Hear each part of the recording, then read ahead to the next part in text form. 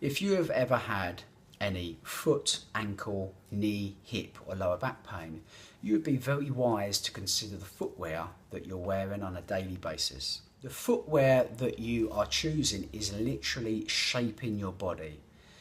It is literally controlling your movement and influencing the structures or many structures in your body and how they're set up in terms of tightness and position. So in my 7 or 8 years of being a personal trainer, I've seen my fair few cases of collapsed arches.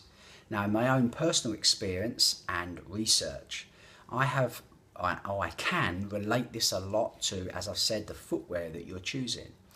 So there are a few things to consider.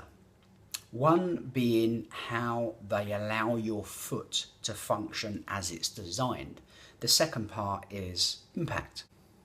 If you know me at all, you will know that I am a massive advocate of barefoot style shoes, namely the Vibram Five Fingers. And the reason I am is because these are one of just a few designs of footwear that allow your toes to spread out and distribute your weight.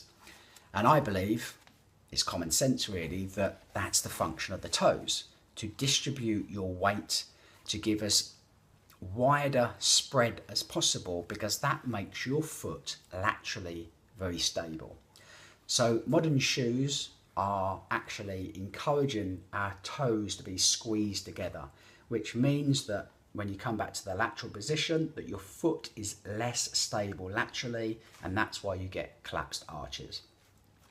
So choose footwear that allows your toes to spread out as they do, or otherwise you're going to get all the sorts of bunions and issues that you're seeing with the big toe. The second part is impact.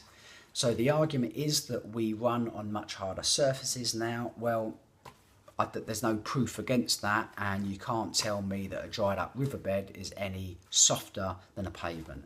When we are walking as opposed to running, there are two types really, or slightly different functions or the way the foot should behave. When you are walking, it's fine to land on the heel and roll down the foot on the toes to walk forwards. When you're running, that's a different case, higher impact. You should be using your calf muscles more.